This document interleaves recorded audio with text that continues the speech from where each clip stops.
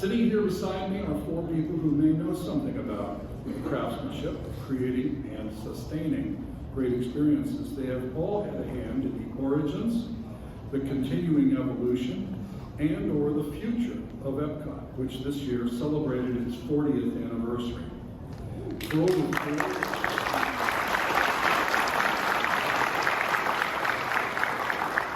For over 4 decades, Epcot has remained the 5th, 6th, or 7th best attended theme park in the world.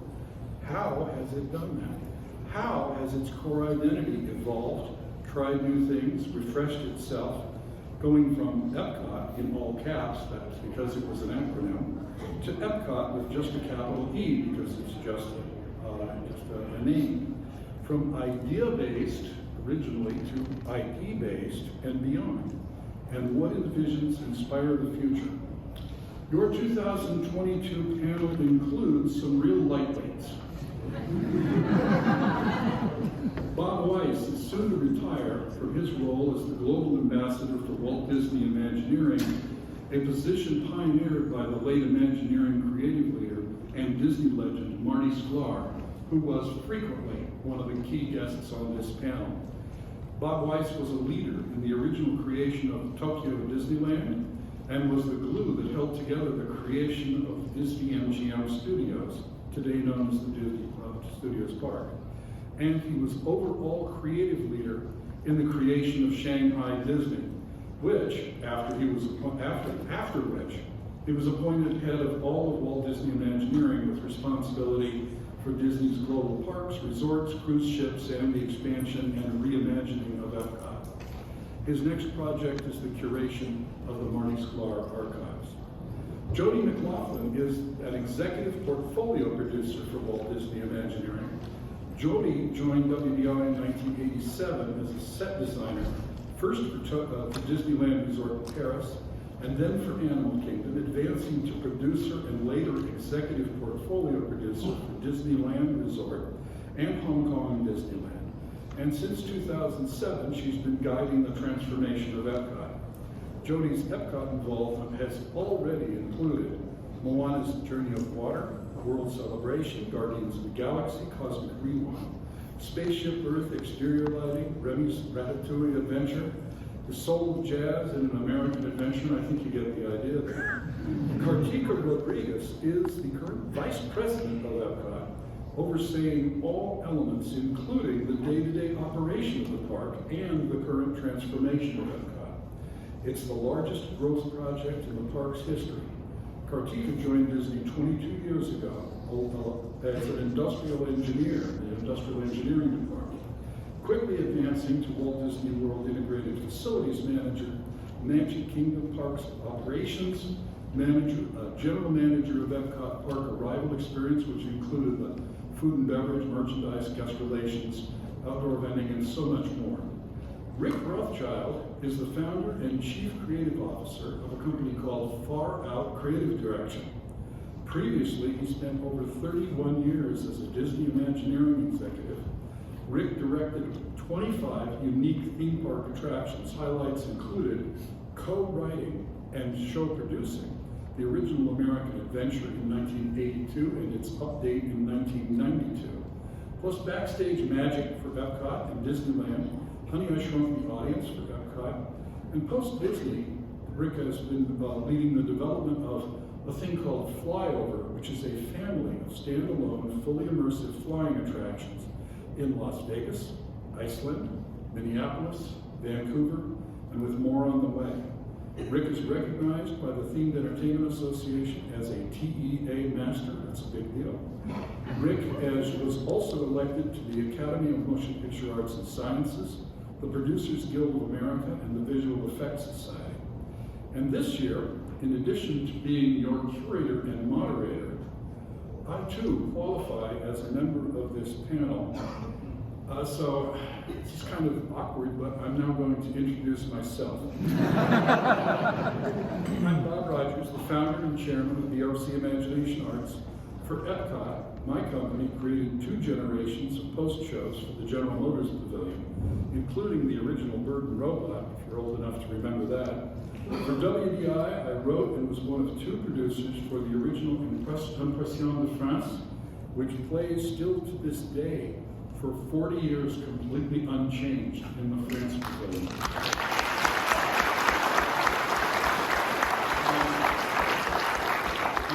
I'm an inductee into the IAAPA Hall of Fame. I received 2 Oscar nominations. Our company has offices in Holland, Scotland, Burbank, and we create world-class guest experiences all over the world. But my first job in this industry was probably the very best. I was a magician in the magic shop at Disneyland in California. Now, we're just 5 of the many, many key leaders and world-class talents who helped to create Epcot, some of whom are, no doubt, sitting in the audience with you today. So I'm going to ask, if you helped to create Epcot in any capacity, in any era, long ago or just last week, please stand up right now and receive an appreciative round of applause. Stand up if you're ready.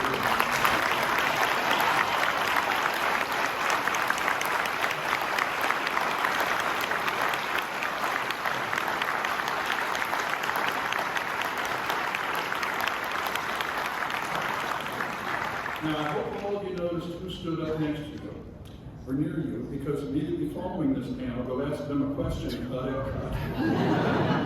and then also, or you can also come up here and say hello to us, because our panelists have agreed to stay for a while to sign autographs or just say hello. We're going to form a line. The head of it will be where Rick is sitting, and the other line on that side. You're going to go across the front of the dais that way. With that introduction, ladies and gentlemen, please welcome your 2020 Legends Band.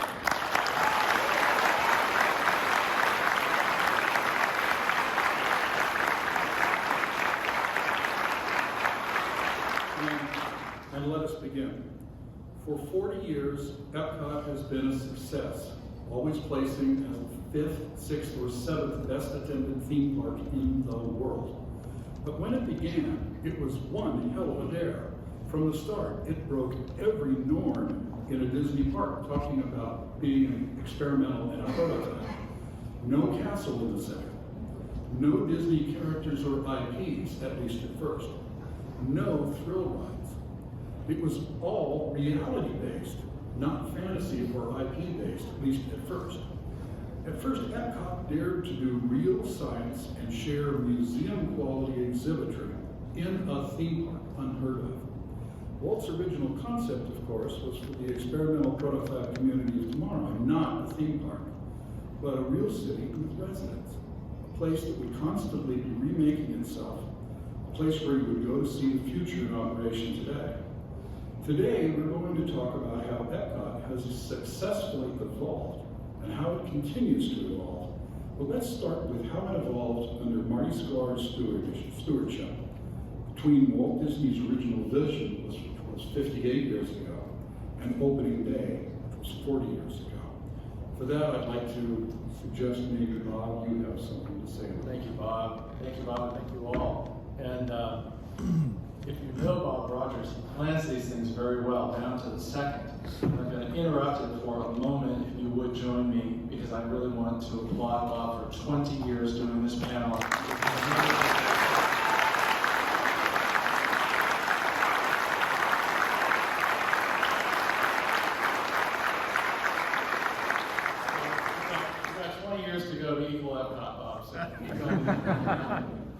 Thank you again, and I have the great pleasure of when I was running WDI as president, one of our facility executives showed up in my office and he said, "What do you want me to do with all of Marty's boxes?"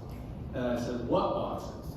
And for those of you that don't know Marty, I'll tell you a little bit about him in just a few short minutes, but if you go to the next slide, Marty Sklar was in many ways the founding leader of WDI, a mentor to so many of us, deeply involved in everything that WDI is and has been and will be.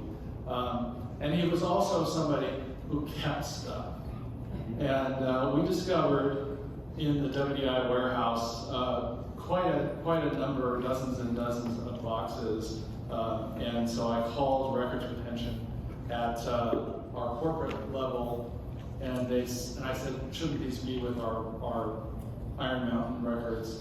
And they said, well, we called Marty a lot of years ago, and we said you already sent too much Iron Mountain. So I called his wonderful wife, Leah, who's there standing next to me. You can tell this is at the height of COVID.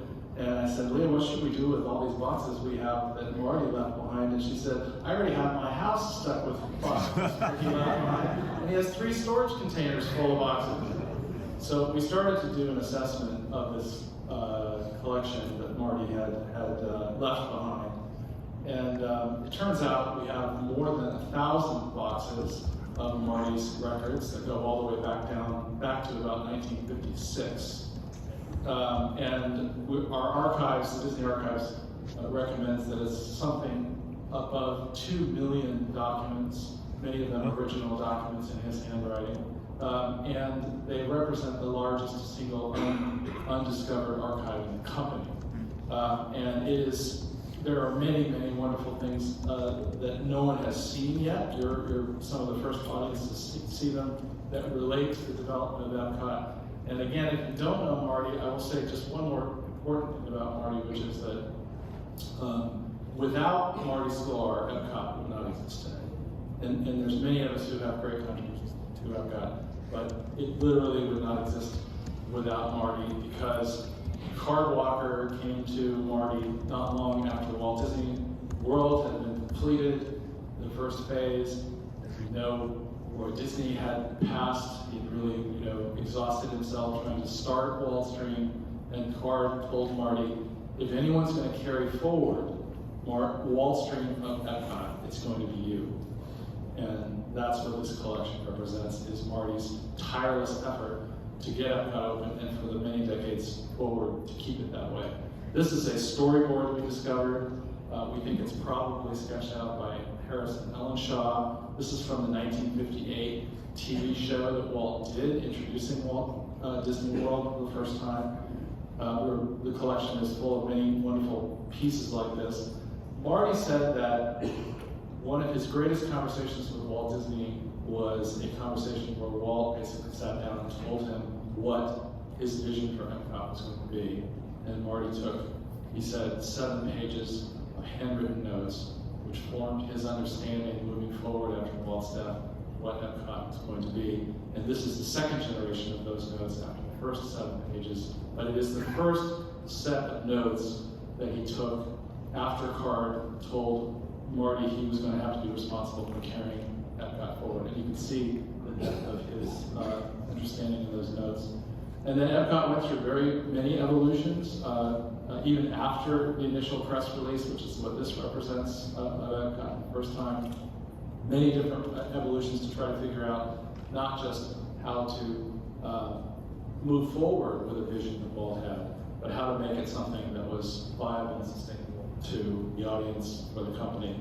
And you can see in the next couple of slides different evolutions of Epcot. Marty was a big believer in bringing experts in. He brought many experts to Disney World, into Burbank, into Glendale, to talk about health, to talk about sustainability and farming, food supply, to talk about energy, to talk about transportation, future of cities.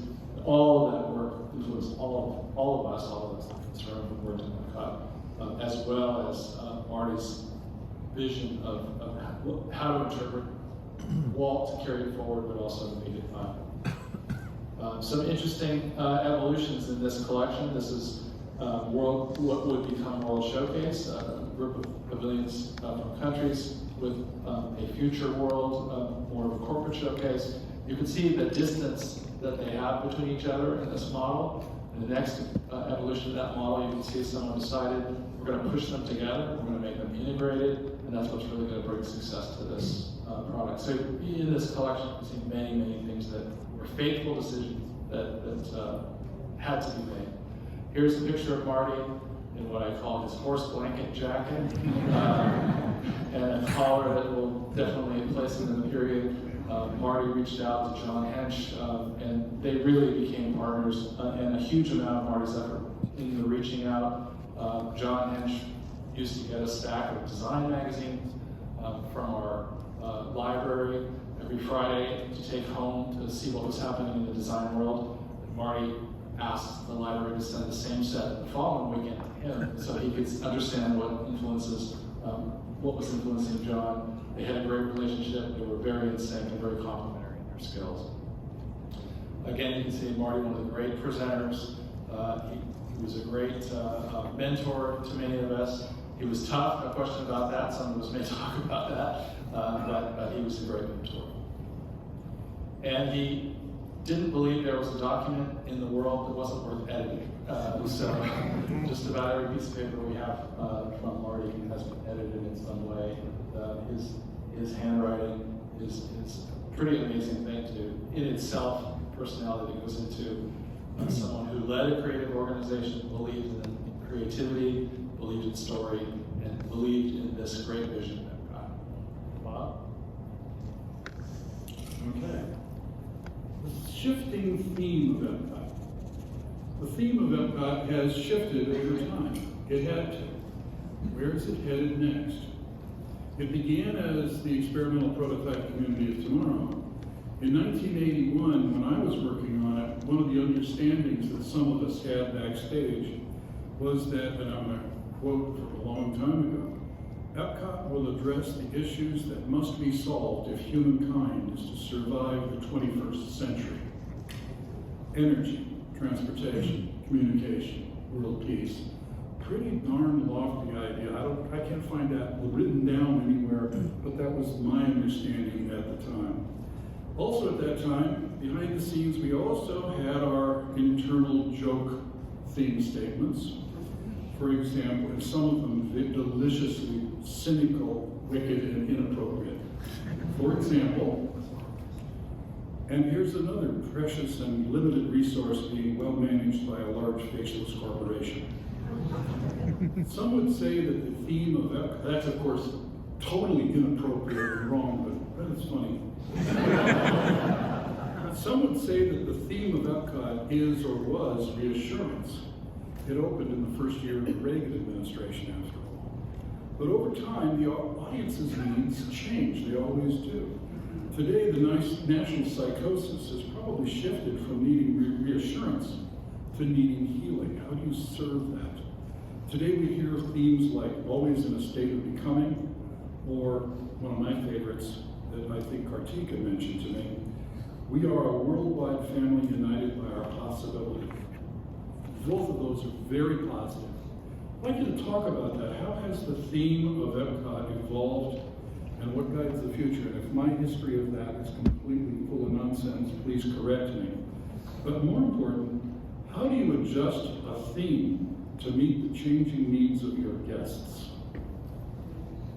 I'll jump in, and Kartika, feel free to fill in any blanks or gaps. What you said, Bob, that Epcot, Walt's quote actually, that Epcot should always be in the state of becoming, I think gave us some license to think about Epcot and how it moves into the future.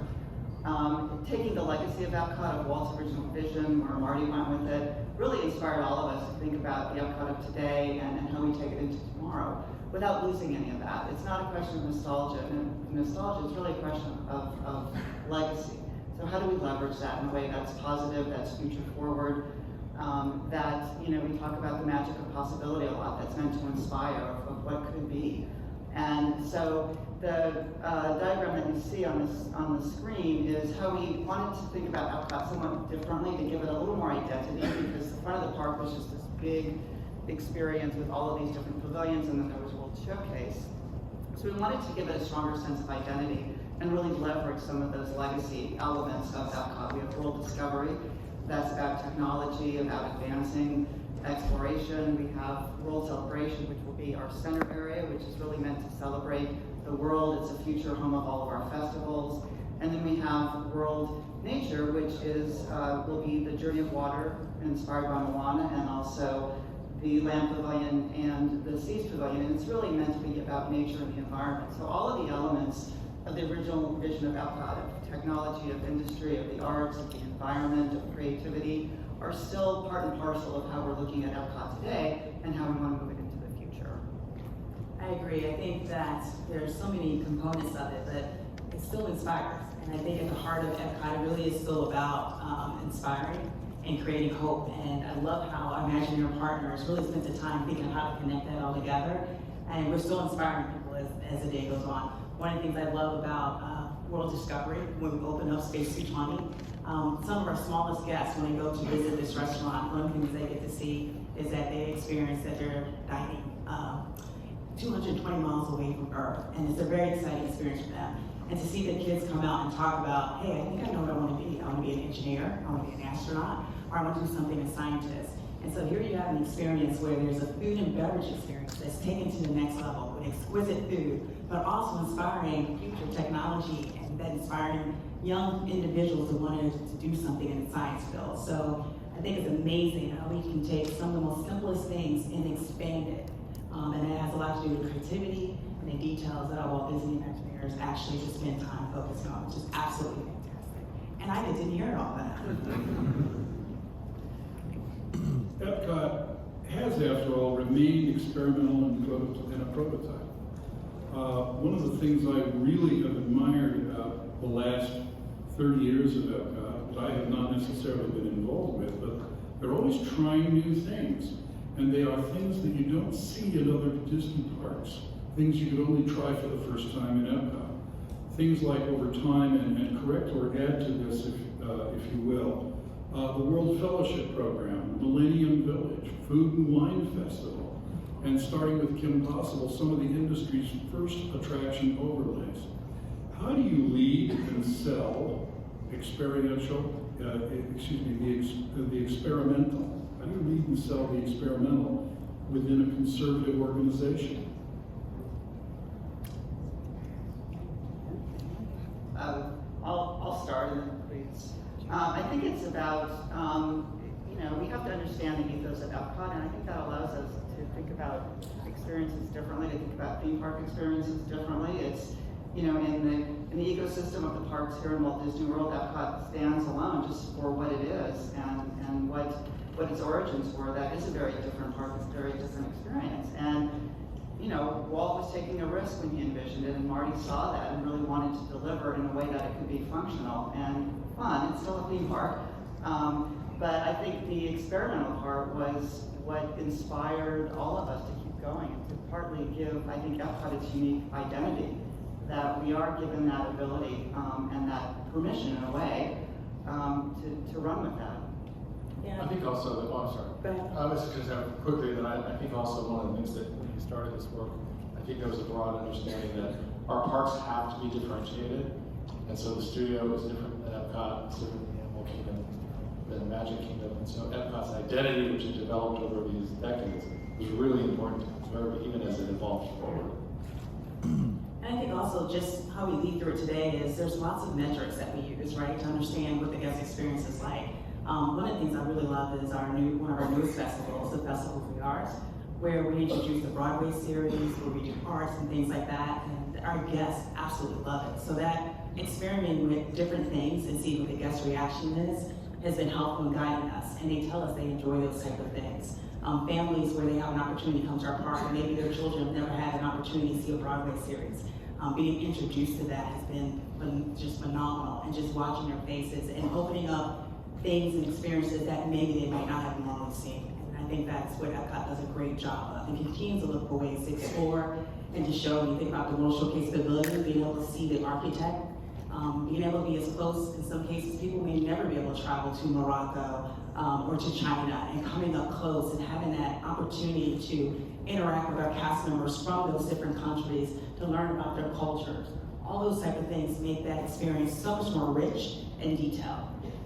So I'd like to go back to the beginning of my career in 1978. Epcot was established as a moment in time that was going to happen 4 years later when I basically started. And what I'm reminded of, and it comes back up and all three of you have said, is a couple of things. One, the celebration of the human spirit was at the core, I think, of this entire idea. And secondly, inspiration to those who enjoyed it in whatever way. And I think about all of us who were offered an opportunity. I think when I arrived, I was in the first wave of hirings, literally received a phone call. October 2nd, 1978. See if I was ready to come to work. And I started in December. And I think there were so many that came in. You have to realize the company was at about 430 or 450 when I arrived. And in less than 18 months, it was 3,000 or more. It exploded. So think about all the different individuals that came into that organization and all the different disciplines that we know comprise WDI, and how many of them came at all different levels of their experience. And a lot of us came with not a whole lot of experience. Like, amazing. And the idea, I think, that is embodied in the spirit of Epcot was embodied in all of us. It expressed itself in a little button that everybody received. It was called "You Can Do It," or the Can Do Crew. There were a number of different variants on it. But this idea that everybody came together because we were all inspired. We were all wanting to be a part of this celebration, to give what we could give. And in that was the experimental opportunity. It was experimenting with giving people opportunity to create. Because the seeds of each of these pavilions, each of these locations around Epcot existed. And in some cases, they went through some crazy twists and turns. American Adventure that I worked on, Randy Bright, who was one of my mentors and who I worked with on American Adventure, it was his second time around creating an idea for that attraction, with 3 others in between, with renowned individuals that were brought in to say what the American show should be about. So, anyways, the notion of experimentation existed in all of us, and the opportunity, going back to Marty and all of the leaders of WDI at the time, provided that opportunity. And I think that was part of the spirit of Walt Disney that was already in all of those who mentored us and gave us the opportunity to try, fail, try again, stand up, go do this. And it birthed in 4 years what we all know was Epcot. So I think there's a lot of passion and spirit that Walt pushed in and pushed out in so many different ways, and affected so many of us, and gave us the opportunities to birth what is now 40 years old. Yeah, I'd love to amplify that by saying that when the staff at the Walt Disney Imagineering ballooned from 400 to 3,000, WDI went looking for the qualified talent, couldn't find it, so in desperation they hired all of us. And when Marty hired me, I was totally untried and totally undeserving of the opportunities that he and Epcot gave me. It launched my career, it launched my company, it launched a whole generation of companies that are out on that trade floor today with careers. And so I would ask, how do you decide when and who to take a chance on? Because I'll tell you, if my previous film that I produced had a budget of $50,000, and it was produced within a few miles of where I lived. And thanks to Marty, I found myself on a plane headed for a country I'd never been to, on a continent I'd never been to, where they had a currency I'd never used before, and a film production culture that I'd never been a part of before. Did I mention a language I didn't speak? With an accounting system that was so crazy that the way that it was set up, Walt Disney Imagineering would not find out what I'd done for a year and a half. And they trusted me with that, and I absolutely, positively didn't deserve it. How do you make a decision when to take a chance on somebody as a creative leader? I'll just answer on the basis of so much that we see in the Marty collection, and many of us have seen firsthand, but in Marty was a character of putting talent forward. There's a picture that I showed here of him with a storyboard, but he was rarely the person who presented the storyboard. He always worked with talent. He always brought talent in the room, expected talent to be the people who spoke for the ideas. He believed in collaboration and the depth of collaboration.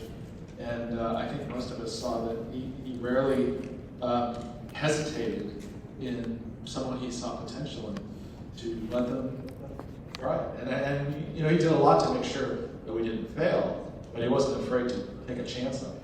Well, in some ways it goes back to what we all know, one of the many phrases that Walt is attributed to have said, or maybe Marty wrote, which is you never know where a good idea can come from. And I think Marty did right. If not, he understood it from Walt pretty clearly. You never knew where a good idea could come from. And that was part of what I think fostered the whole process, was allowing anyone who had an idea to feel free enough to put it forward. The urgency, sort of like, I hate to put it against fighting a war or some other kind of situation where you urgently are trying to do an all hands on deck and all this, but it is sort of that. They had 4 years to produce this. And so, how do we do it? Well, we hire a whole bunch of people. And we do our best to try and pick the right ones. And then we also know that out of all of that group, there are going to be a whole bunch of talents that existed that we didn't know and they may not even know is in them. And I think that goes back, the little I understand from learning from some of those who mentored me about what it was like in the studio days, there was a lot of individuals who had extreme talent but were also given tremendous opportunity, whether it was at Satencio or others doing things for the parks and all of that. I just think there was a spirit that Marty understood, valued, and just completely supported.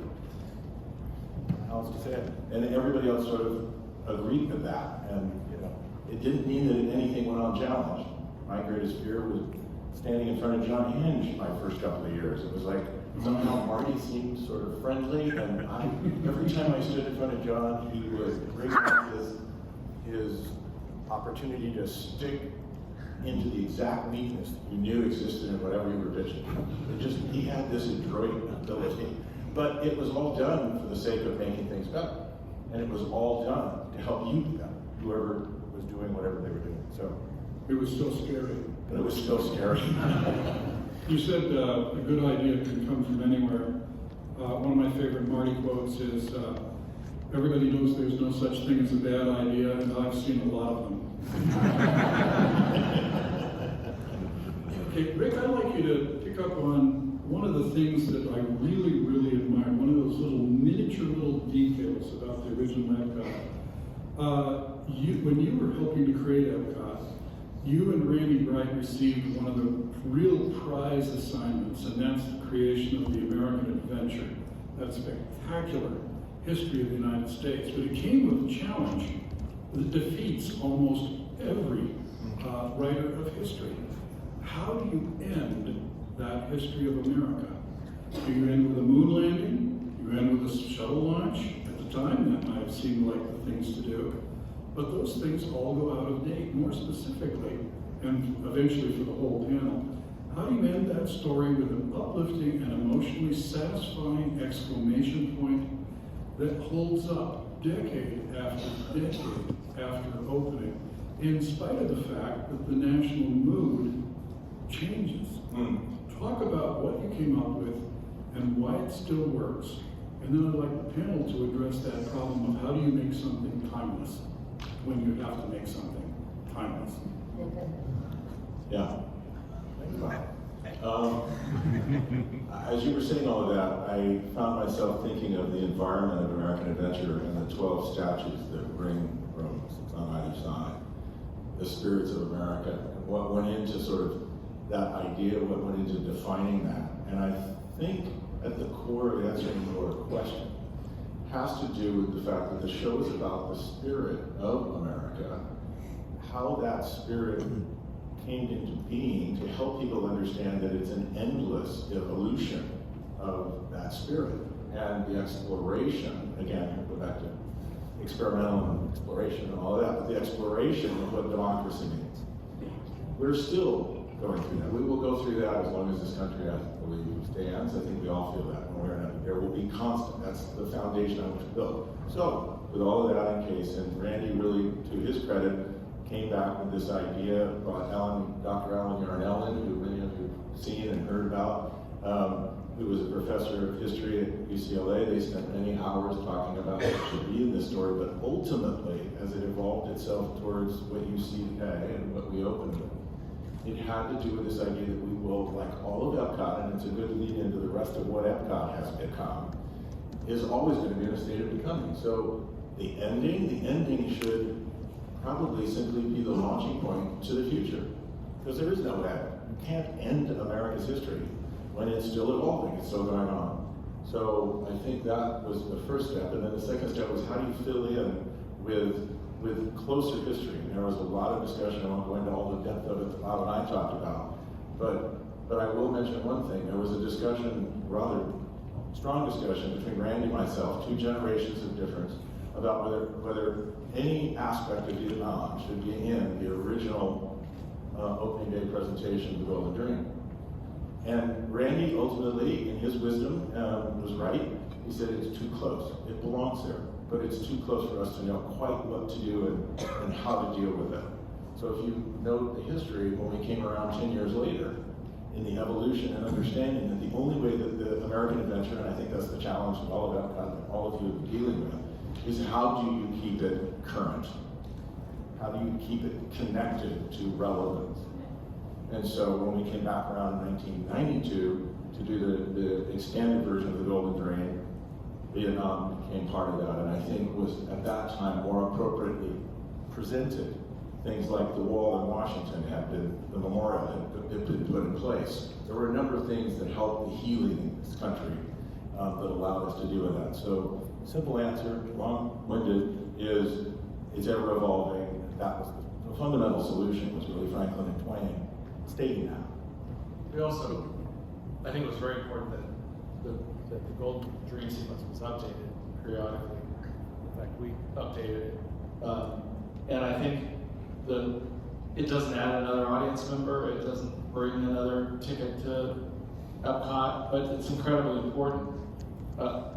And in that case, we also updated music, score, all that. But I think one of the things that we talked about, Jodi, at the time, I think, was how do you find those critical images, people, transitions, but especially today, how do you find them in such a way that they unify people? We don't all have to disagree, but what are those things and occurrences that have unified us as a culture, and to try to figure out how to represent those, even if they're really close in time. I would agree with you. And it does bring it back to those 12 spirits, because that's how you do it. The clue to continuing to evolve the American adventure, in my perspective, is look at those 12 spirits. And that's the connection of that spirit that's still alive in different ways and manifested through different human beings throughout the history of America. They're still all existing. And I think too, even beyond American Adventure, when we first started a lot of this transformation work, Bob Chapek gave us some pillars, some sort of guiding principles that I think informed our storytelling, and we thought, to answer the question really about how do you create something timeless, and one of the things were more timeless, more relevant, more Disney, and more family. And when you think of those 4 pillars, some of them are immediately obvious for Epcot, some of them not so much.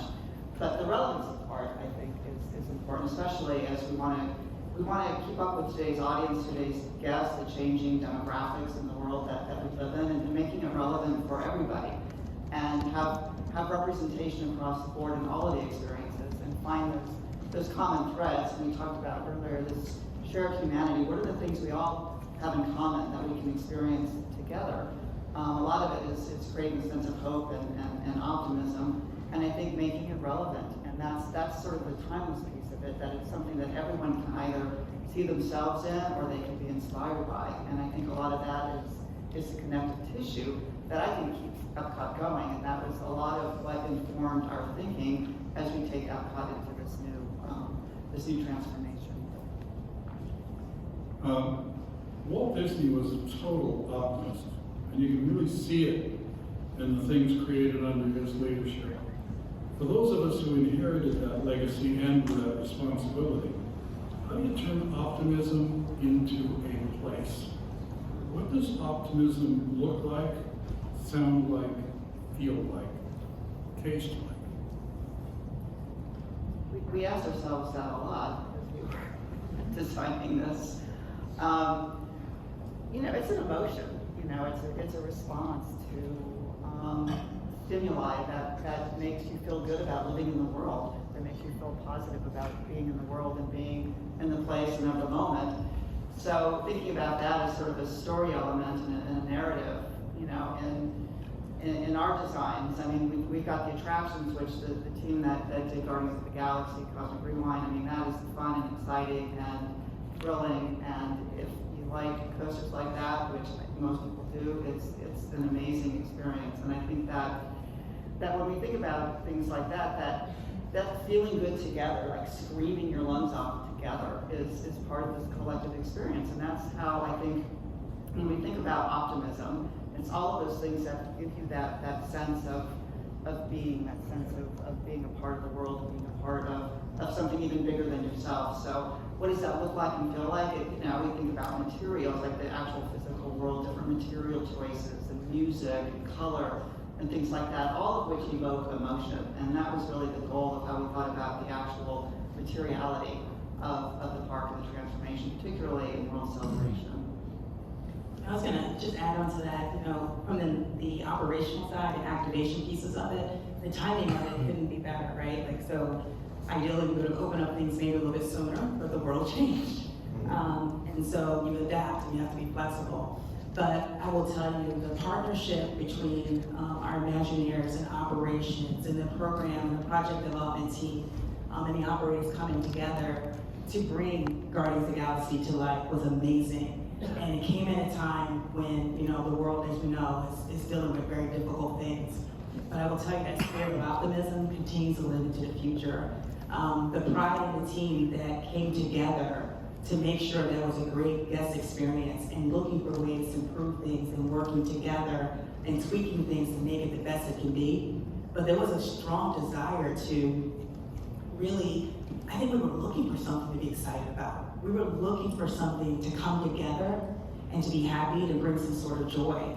And so there's a lot of pride in what was happening and a lot of joy in being together. And I can tell you, when we open up, one of the first things that we absolutely love to do is to allow our cast members to have the first opportunity to experience it. And talk about getting chills. When our cast members experience Guardians, I will tell you in our previews, John Dennis sitting out here, who's been our program development team representing us, we would literally go to the unload and just listen to the cheers of our cast and guests. We're like, yeah, I got a pixie dust, I can go back to work. But it came in such a time when the world, you think about COVID and everything that was happening the last couple of years, things were delayed. You know, it was almost like we needed it for our spirit, right? And our guests welcomed it. And it was like they needed it too. And so together, it's like this symbiotic relationship that I wish I could put more words to it. But I will tell you, it represents the inspiration, it represents the hope, the ingenuity of people coming together to come up with some incredible experience that you can enjoy and share with family members and friends and talk about it. So it's pretty phenomenal. This is a kind of a transition. The fate of a returning hero, the transition is in the answer, not the question.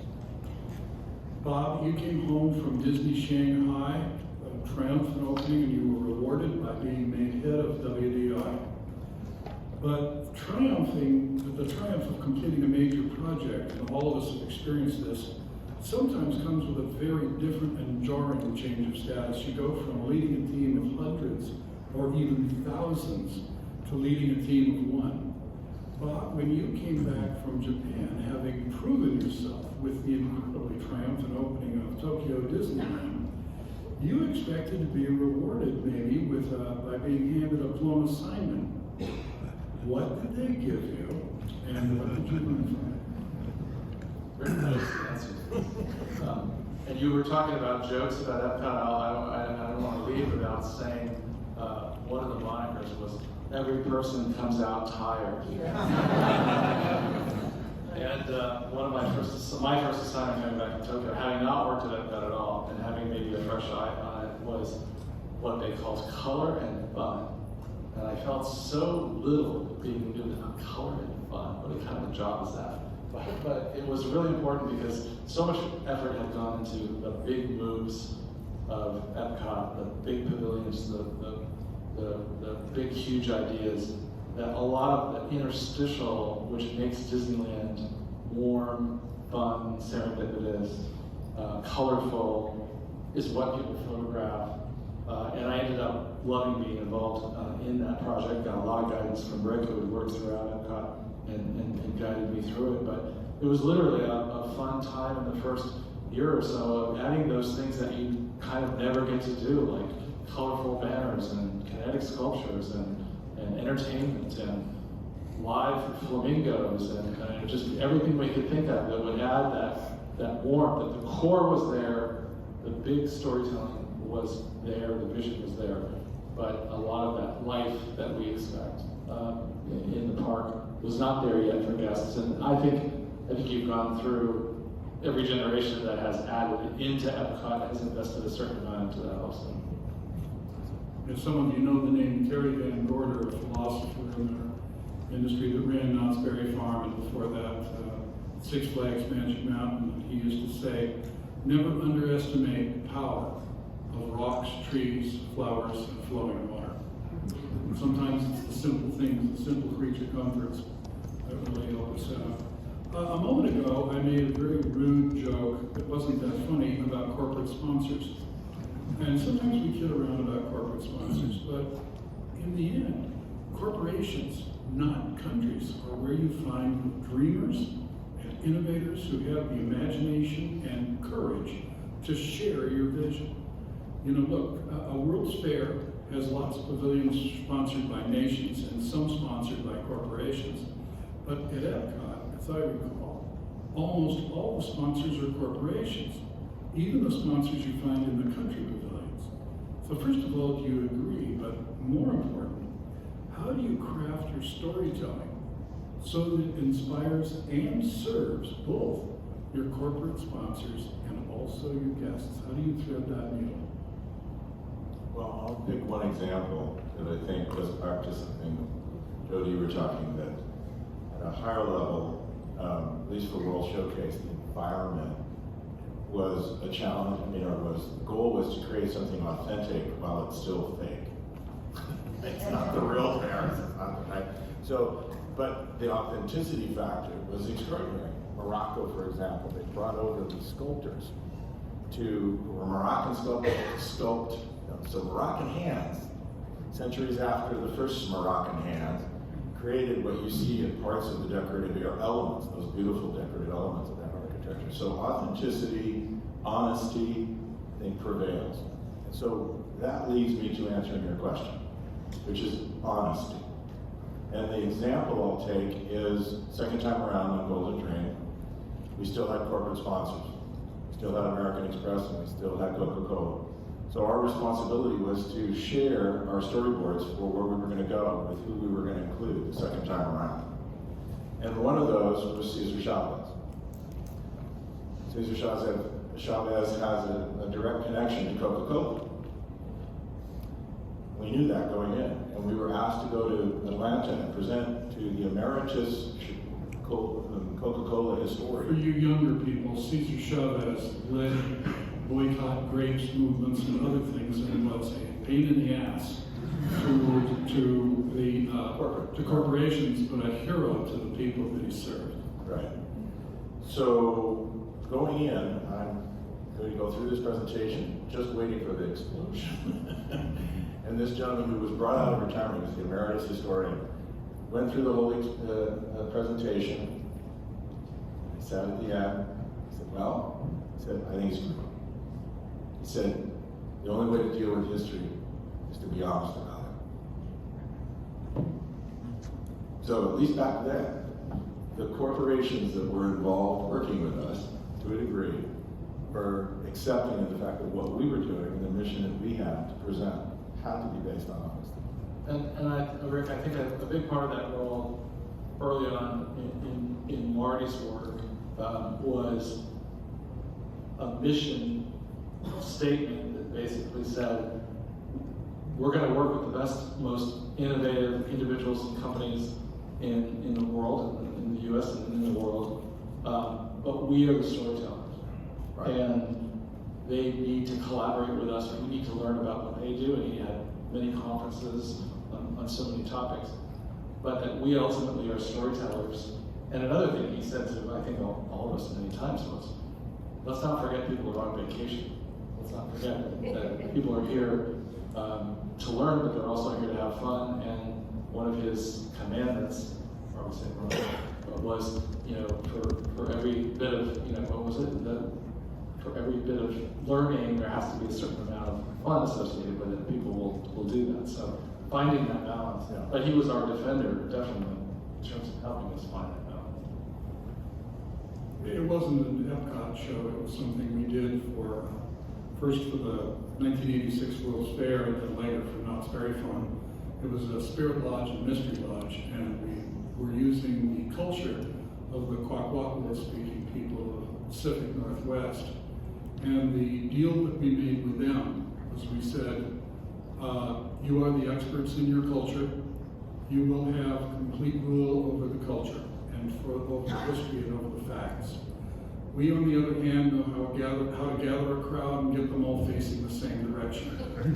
And so we will be the experts on how to tell the story, but you will have absolute veto power over the facts. And that worked out, and I could recommend that formula, which is essentially the same thing that Bob and Rick just said. Let's talk a little bit about upward mobility within a company or within an organization. As a creative leader emerges and arises, they must transition. They transition from supporting roles to starring roles, in which they're the center of all creative decisions on a project, and then they have to transition to another level above that, where they have to be less like a player and more like a coach. How do you drive creativity as a creative leader as opposed to a creative talent, if you can somehow figure out what I'm trying to say there? What are the challenges of those transitions within a rising career? I'm sure you guys have this too.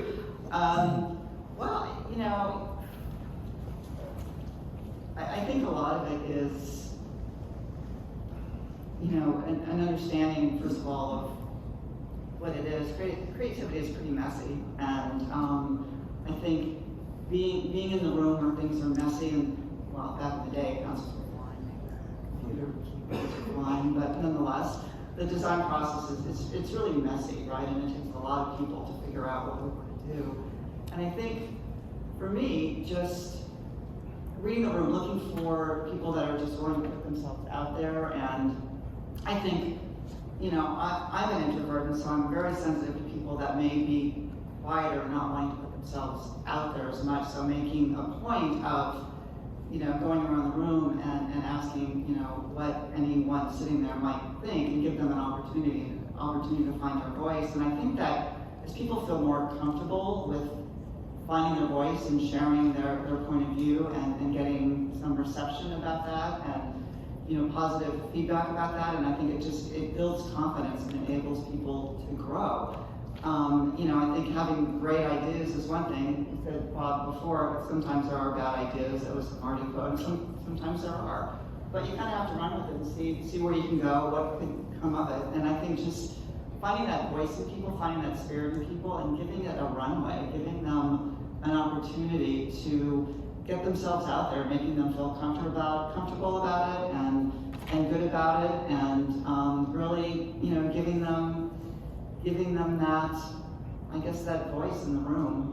I think for me is how do you spot creative talent, but how do you also let them evolve through the process and give them opportunities. I think it's just important to just recognize and read the room and meet people where they are. Yeah, I would just add to that. After the George Floyd tragedy, we had a number of listening sessions, and it was important that we made them listening, not speaking or concluding. We wanted listening sessions with Imagineers, and it was actually eye-opening to find many Imagineers who said that not only is our diversity too limited, which we pretty much knew, but that there's only so many voices that are even heard, that even if you're here, you're not necessarily heard in the room. There are certain people who are recognized as having the credibility or the experience to to speak, and then there's certain people who speak and they feel like the room doesn't care what they say, but they don't have a support network for their ideas. So we did a lot of introspective work as a result of that, in terms of one of the big areas I think you can influence is, as a leader, is casting and making sure that not only do you cast diverse talents and a range of talents, introverts, extroverts, lots of different values and experience and cultures in your teams, be very diverse as you can, but also make sure that people are heard for their ideas and that there isn't some sort of overstructure that kind of allows only certain voices to be heard. But that's a constant maintenance of the organization, to have people feel safe to bring their whole self to work and present their whole self.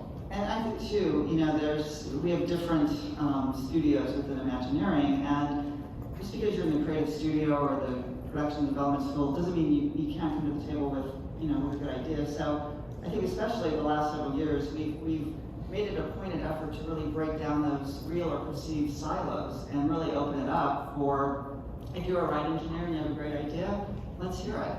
If you're a mechanical designer and you have a great idea, let's hear it. So I think giving people that space and that opportunity has been really important the last several years, and I think it's enabled us to tell better stories through different lenses that we may not have heard otherwise. Marty used to say he'd take a good idea from anywhere, including the janitor. And often the janitor did have a good idea. Let's talk a little bit about how you outgrow your origins. A person's initial specialty endows them with a strong but limited way of looking at the world.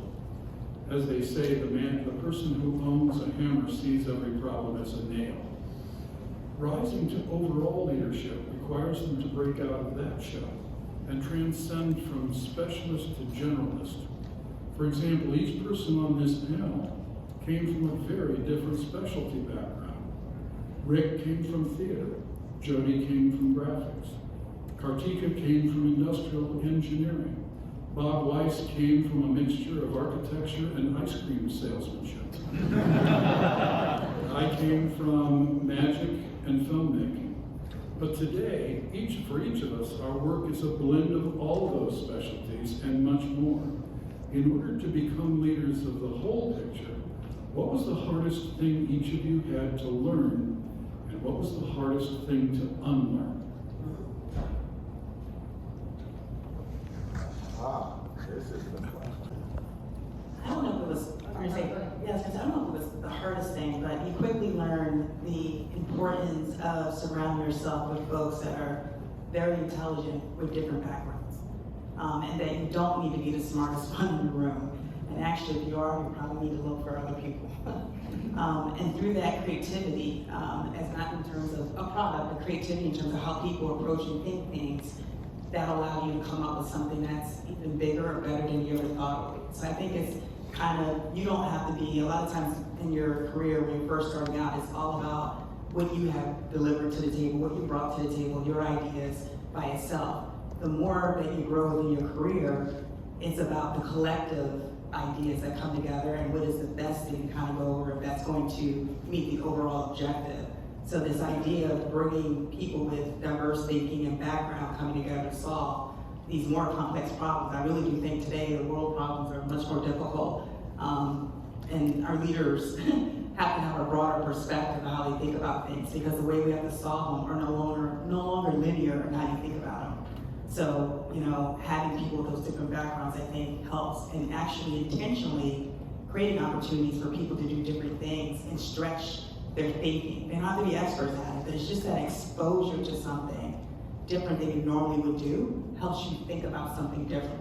And the more you can do that and replicate that, the better you're going to be able to solve these complex problems that we have to deal with. Whether it's creative as it relates to building something new, whether it's solving a problem that's been there all along, but you can't seem to fix it because you keep going at it the same way, right? So you have to figure out how to think differently, which means tapping into something that you never thought you would do before. And I'll go back to COVID, but I think COVID was interesting. You know, it forced us to think about our business completely different over the last couple of years. You think about character meet and greets, and we had social distance, and we thought of ways to, like, how can we make sure that our guests have the experience to see our characters, because it's so important to their experience. And having these sightseeing where we put them out in an area where you can still see them, but maybe you couldn't come too close to them, right? And then we began to look for things like cavalcades, small things we never thought about doing before, saw the value. But we had to think out of the box and how you can still solve for it very differently. Yeah, I think that's a great point. I actually started out as a set not graphics, although I love to set graphics. I was never a graphic. I'm just saying.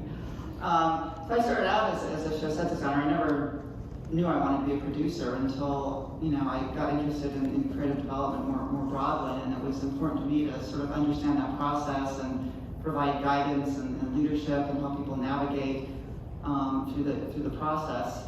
So, you know, it was, I like your question about, you know, what do you wish you could unlearn?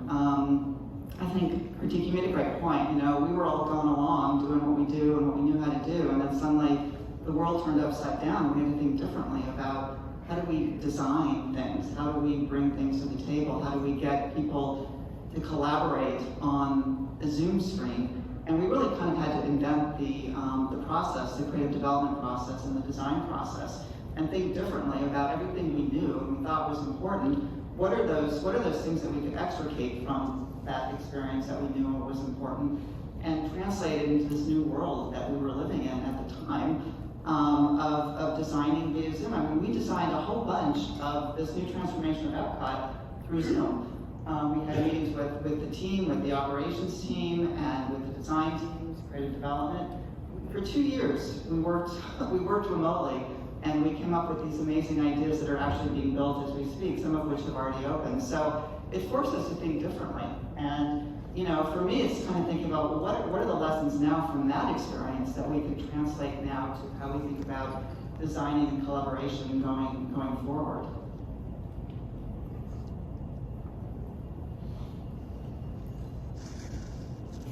Okay.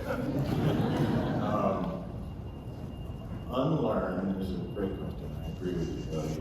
And I think for me, in my earliest days, and I continue to remind myself as I've moved in responsibility and in different ways into leadership roles, is this notion of listening. simple concept. But to truly listen, not just to allow people to speak, but to hear what they have to say and accept that. And I think this goes back to what I learned in the early days of Epcot from all of those different mentors that I had through the years, is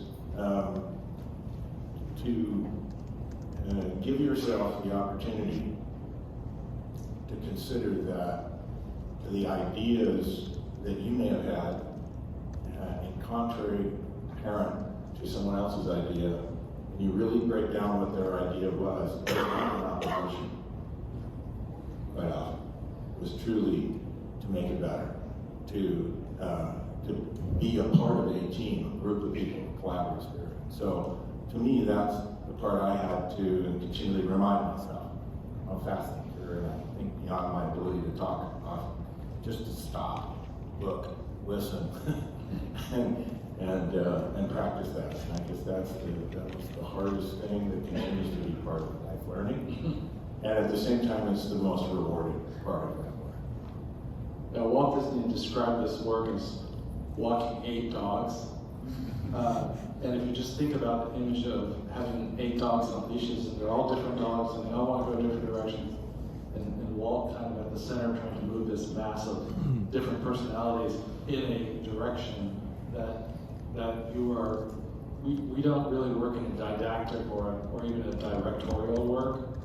We are an intensely collaborative culture, and every person has a unique personality, a unique asset to bring or assets to bring, and your role is to try to channel that without cutting it off, without losing someone's amazing contribution.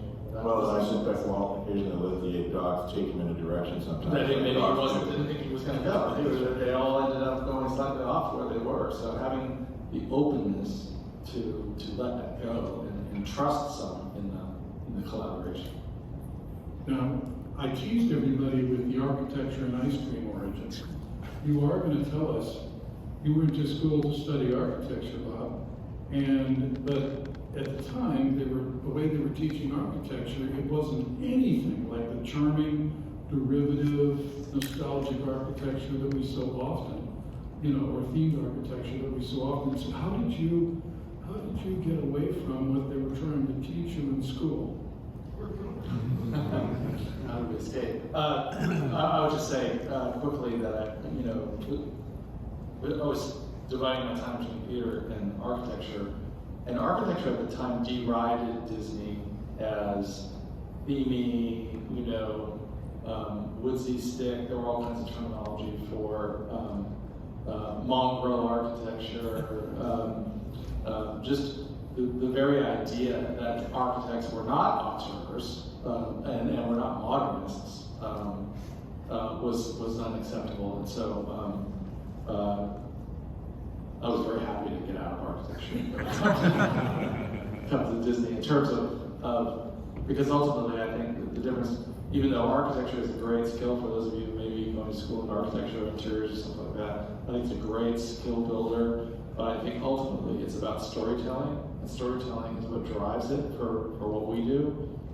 So it's more important that you tell the story in the design than that you necessarily achieve some modernist ideal or something, which was more important at the time to architecture schools. I think that's even changed in schools that we work with now. It's a lot.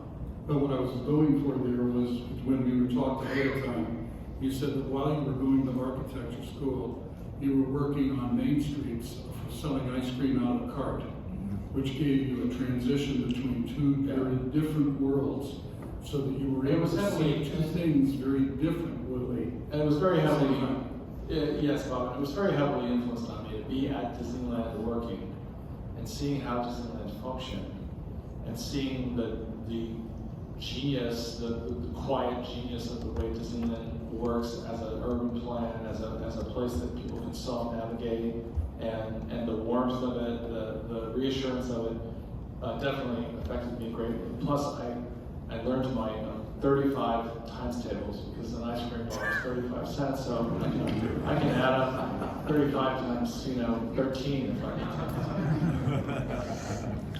I'd like to return back to Kartika, put you on the spot. We do not intuitively think of industrial engineering as a springboard to creative work. But I have, and I know that some others on this panel have worked enough with the legendary economic feasibility advisor Buzz Price, enough to know that work is very creative. It can render an otherwise impossible project possible. Kartika, in what ways did your training as an industrial engineer uniquely prepare you for what you're doing today, the overall creative leadership in the creation of projects? That's a great question. I would say it's just an industrial engineering group. It's all the different experiences that I've had at Walt Disney World, which I love that our company allows you to express an interest, or people will tap into you and say, hey, I like your skill sets. Would you like to try that? And you go, okay, we'll try that. And you kind of build on that. But I would say from industrial engineering, what I probably tapped in probably the most, besides the calculus portion and things like that, but more the process oriented. How do you think about improving the guest experience? And one way I think about improving the guest experience is ensure as many guests as possible will have an opportunity to experience something. So what are the ways that we can reduce, we'll say waste, or what are ways that we can figure out how to get more guests? We saw butts in the seats. But how do you just ensure that as many people can experience the things they want to? So whether that's navigating the park, the number of people you're feeding, the number of people that you are experiencing attractions, but looking at your processes today and coming up with creative ways to make it more efficient. And then the satisfaction comes from that, seeing that you're able to move the mark on that and see that you got a 10% increase of folks being able to experience attraction that might not have had the opportunity to do that Or you're able to feed more people in a certain period of time so they can go off and do the other things they want to do.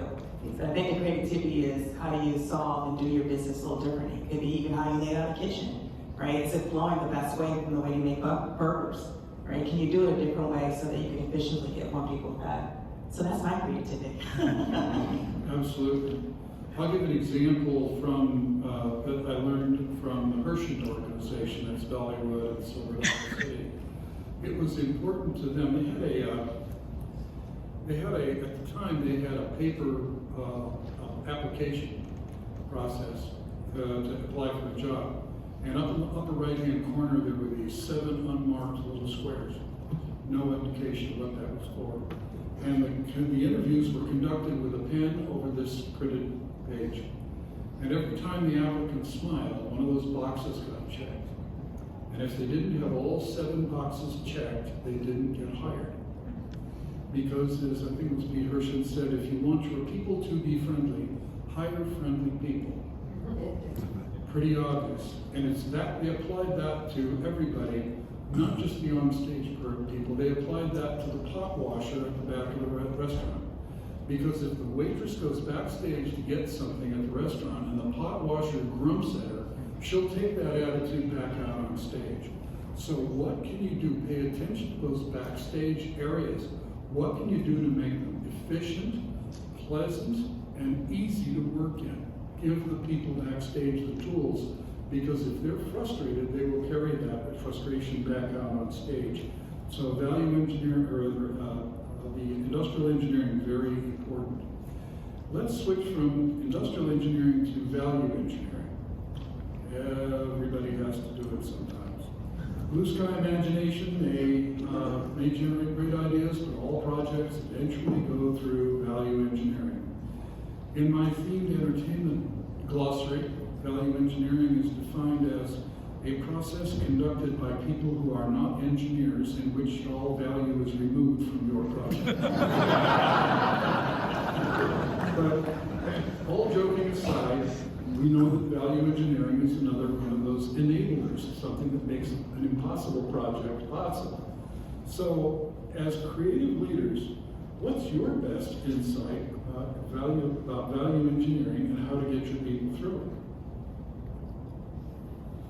Well, for me, it's keeping in mind what you're solving for, right? What is non-negotiable in terms of the experience that tells that story. So if you keep the story front and center and what you want that experience to be and what you want the guest takeaway to be, that really becomes the North Star as you think about, going through the slashing of content. And it's something too that everyone has to come to the table with. It's not just, the pretty stuff. Well, we can't have 12 paint colors, you can only have 8. Okay, we can figure that out. So everyone, I think, has to come to the table. We have over 140 disciplines of Imagineering, and each one of those people has a part on the project. Each one of them, it's incumbent upon them to come to the table with ideas that enable us to continue to tell the story, but maybe in a more economical fashion that doesn't compromise. And we all have to know where that line is drawn, where it becomes a diminished experience. And you want to keep people positive and focused. We went through a lot, during the last 2 years. And if you pull up the next slide, that slide you see is an amazing experience. It's part of the new design of Epcot. We went through a lot to get there. And we knew what we were solving for. We knew what our North Star was. And we wanted that to continue to inform what the experience was going to be and to keep people excited about what we were doing. All of the designers and engineers and the builders and the contractors, all of them own a piece of this. So giving that ownership to everybody and ensuring that everybody can come to the table with an idea of how to get to what now we're trying to solve for in terms of what the budget is really important. It needs to engage everybody in the room. And I think for me, that helps keep people moving forward with what, can be a very difficult process. So I would say, actually, for me, value engineering is a delightful process. And I view it because the net result of it, like a script writer, doesn't have to worry about necessarily how much it's going to cost. They have to worry about making sure that they get a good story told, they create a great piece. And tons of editing goes into that. Is that value engineering? I would say for a writer, it is value engineering. It is finding the essence, the core, and in many ways, forced to find the essence and the core makes the story stronger, clearer, better.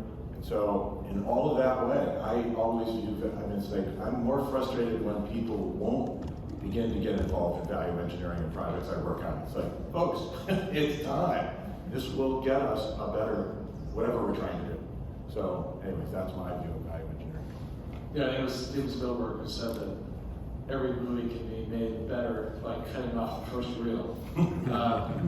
And you just jump right into the action. And I think that I don't see value engineering as a separate process. I see it as a stage in the process where the team has now generated all their ideas, and now it's time to prioritize what story they're trying to tell and work on that. And I'd say, luckily, value engineering usually ends up with a better project, a clearer project, a more concise project. And if it ends up at the end of value engineering, you realize this is not a very good project, hopefully you'll say, we're not going to do it. But more often than not, I think it ends up to be a stronger concept. That's a great transition. I would add to that the idea that the stronger the story is, the better it's going to tolerate the value engineering. If you have a weak story, you go into value engineering, you're lost. You don't know what's important. But if you've got a really strong story, then you've got a spine to fall back on. Let's talk about changes in direction.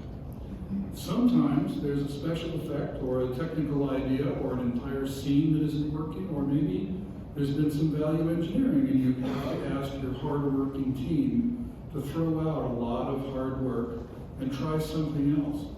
As creative leaders, how do you help a team emotionally recover and maintain their energy and make a creative restart after a significant punch in the stomach change in direction? Well, Or maybe you never have to do that. no, it's part of that messiness of design comment.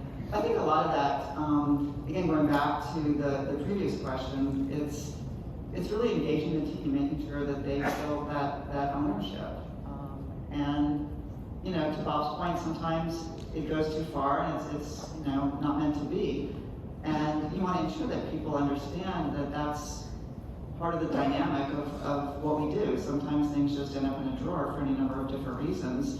But it's the experience itself, and that what I always take away from projects is what was that feeling that I was left with, that collaboration, the relationships, the solving for what we're doing, like doing impossible things and figuring out how to get them in front of people. So I think walking away with that and feeling good about that experience just becomes, it holds a place, it stays with you. And I think letting people have that, letting people, give them the grace to grieve a little bit if that's what they need to do, if something, changed or got turned off or for whatever reason, giving them the space to feel what they're feeling, but know that, coming out of the experience, it was something we all did together and we were in it together. So for me, ensuring that team has that safety net, to feel what they're feeling and know that it wasn't personal. We work for a big company and there's lots of factors. So, those are the tools that I like to use with my teams.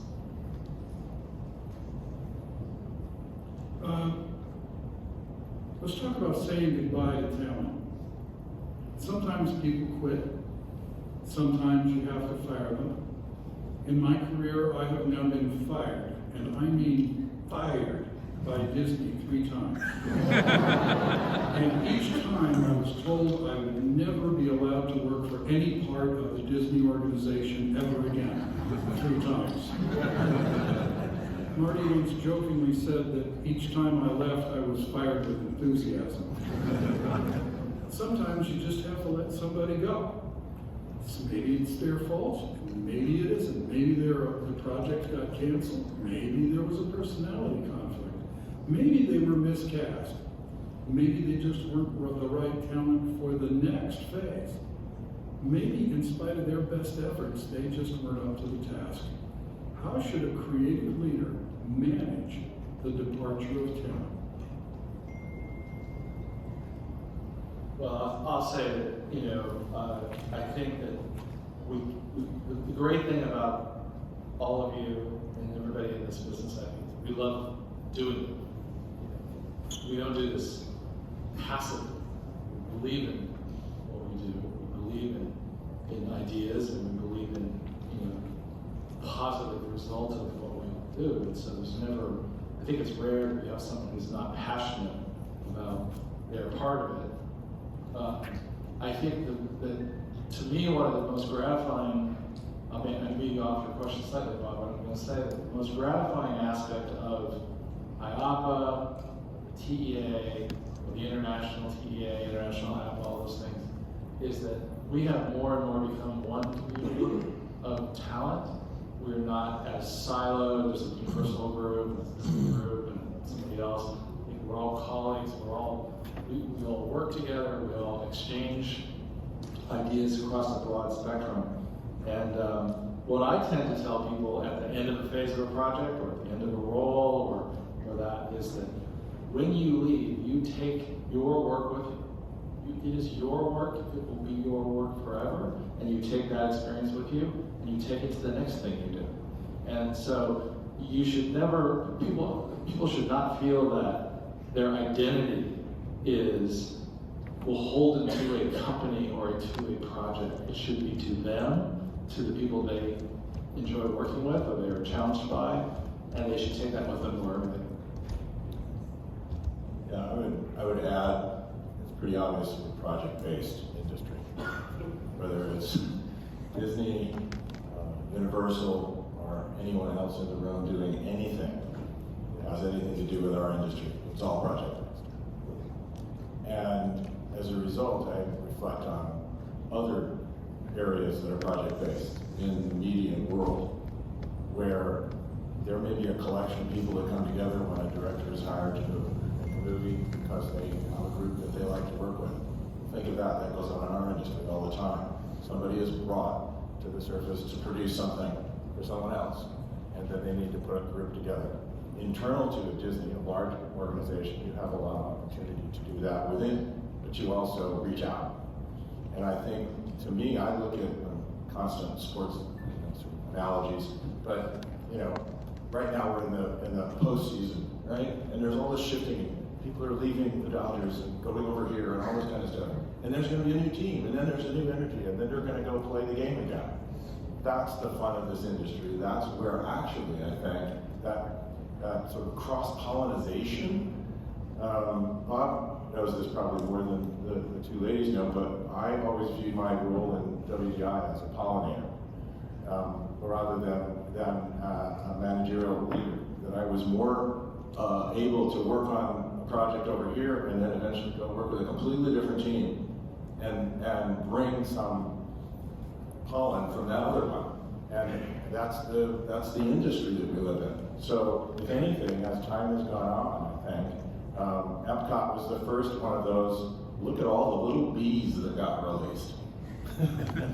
From 3,000 back to, 1,200. There were a lot of bees. And those bees are all over the place. Many are my friends and your friends and acquaintances that we work with that have established incredible businesses. And all of that. So to me, this idea of really understanding what our industry is about, and that everything is not forever. John Horney, and change is always just around the corner. You can't forget it, and it's okay. It's a very freeing way of thinking about it. Each of us has had great mentors. I think you probably picked up on the fact that Marty Sklar touched several of us up here and launched the careers of several of us. Kartika, you told me a story about your mom that I thought was really nice. Would you give us a brief summary of that? Absolutely. So I think the conversation is around who are mentors and who are folks that have influenced you. And I think my mother was clearly the first individual that influenced me from a leadership perspective. The quick story is that my mother really didn't like the job that she had when she was growing up. I was growing up. And I can remember as a child having her come home and cry. She was a data entry, and my father was a janitor at an elementary school. And both hardworking individuals, very proud of what they did. And but my mother just felt like her role in her job and the way that she was treated was that she was not allowed to reach her full potential. But one of the things as a child that she used to talk to me about all the time is she used to talk about leadership. And she would say, if you ever have the good fortune to be in a leadership role, remember to treat people a certain way. Make sure that they're in an environment where they're able to excel and they're able to be the best that they can be. And everyone has a role. Like we like to say at Disney, everyone has a role in the show. But everyone has something they're contributing. You need to make sure they're doing that. And so for me, as I think about my career, one of the things that's always been a foundation is to really work hard at creating an environment where people feel that they have an opportunity to grow, to learn. That also means giving them tough feedback. It doesn't mean telling them only the things that are nice. But if you truly care about an individual, in my opinion, you give them all of the feedback, the good, the bad, and the ugly, and you work with them through that process. So she's always been my foundation, and I use that no matter where I go. And then obviously when I came to Disney, and I've worked for other companies before, but Disney, there's been, we have the good fortune of having so many talented leaders. If I would throw out there a couple of them, I think about Jim McPhee, who's recently retired. I think about Thomas Mazzolo. When I think about those individuals, they are great storytellers about leadership and what does that mean and our role and how we develop. I think about DeJuan Rivers, who helped me early in my career navigate such a big, large company.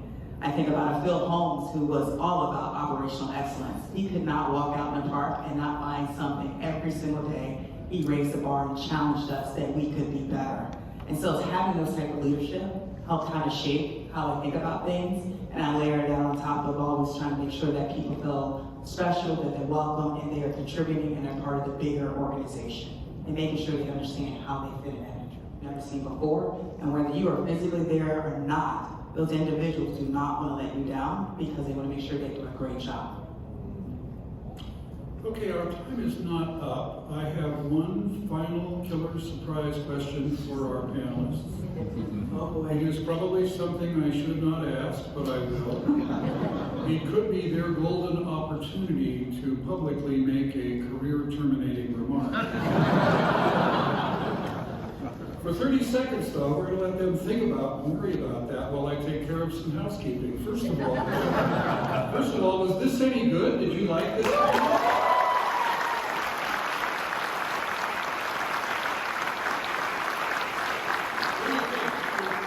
Did you do one of these again next year?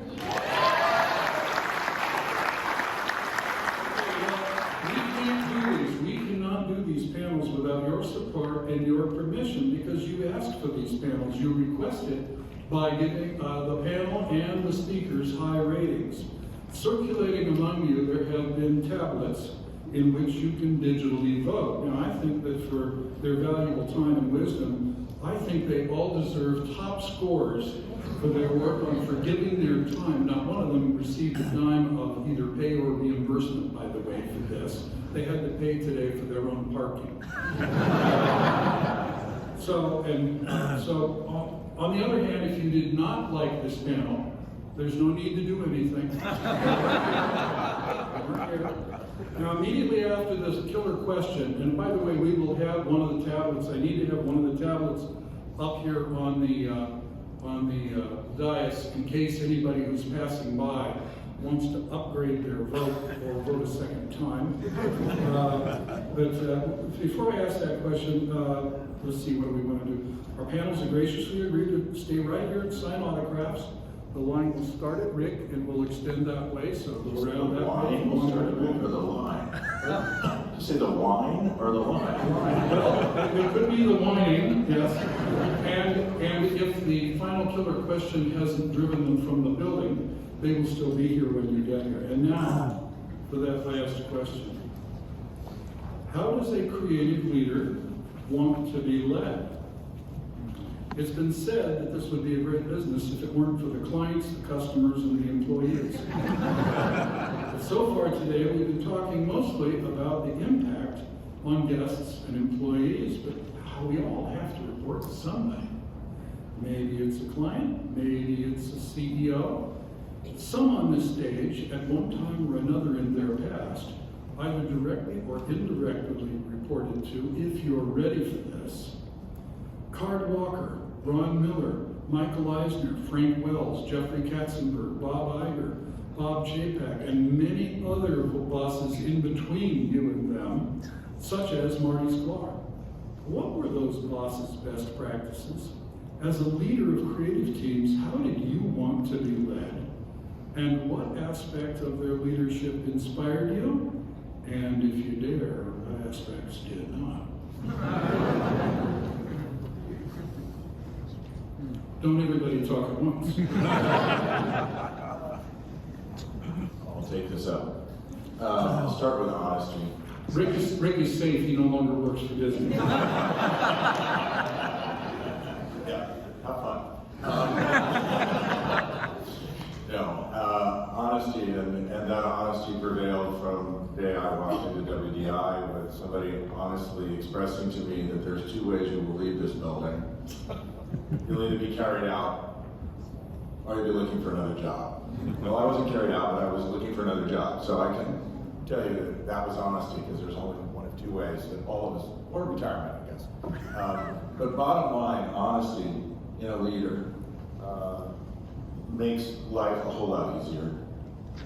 Openness, if it's hard to talk to somebody, but it needs to be said, then you look to your leaders to say it in a way that you respect, but you also appreciate and understand what they have to say. And I guess the other side of that is when you don't get that from a leader, that's where it's really hard sometimes to continue to support a process or a project or a leader. So to me, that's at the core of it, it's just being open and honest. Because that's, in the end, that's all it really is. If we don't go through all of that, we're not going to create greatness, and we're not going to have a good time and fun time working with each other to create that greatness. Yes, and I would say clarity. I think is really important. It's always challenging to try to second guess what someone's asking you to do. I also think humor is really, really important. If you have a sense of humor, get one, because I think that it breaks the ice, right? It gives people some space just to maybe be themselves a little bit. And I think, yes, honesty, I think, I won't say inspiration because not all of us are inspiring, but I think getting people in a room, having leaders get people in the room that inspire the team. The leader can be inspiring in any which way, but I think being inspiring to inspire people to want to do what you're asking them to do, I think is a really important element of leadership, and something that I always appreciate in my leaders as well. Yes, and yes, and yes. I'm going to throw out their inclusion. And it's a sense of, I want to be a part of that solution, right? Whatever we're trying to solve, I want to be a team player. I want to be included in that and have the ability to stretch my thinking and learn and grow. So I think inclusion, I work best for leaders to say, hey, here's the problem we're trying to solve. This is what we need to get to. And here's the parameters, here's the boundaries that we need. But help me think through how to get there. I love that collaboration. I love that being part of a larger group that's trying to solve for something collectively. Yes, yes, yes. Yes. I'll just say, because this is the way I have thought about it, being a leader or a manager of creative people is to treat me like a fish. First thing is, I know I'm going to get hooked, so hook me. But you have the power to probably reel me in and throw me in the boat immediately, but don't do that. Let me run out. Let me run the line out, way out, way out. Reel it back in, let it run out again, reel it back in. Let's have some fun with this struggle, and let's go way out there beyond what any of us thought, even though once in a while we have to reel it back in. And when you do finally pull me in, let me off the hook and go swim again. Did you have something else? No, I'm just telling God I love that analogy. That's great. I'll say one thing that Marty said to us a couple of times. which was the greatest way of all to end the meeting with him. Go figure it out. And so with that, we say to all of you, go figure it out. Ladies and gentlemen, a round of applause for Walt.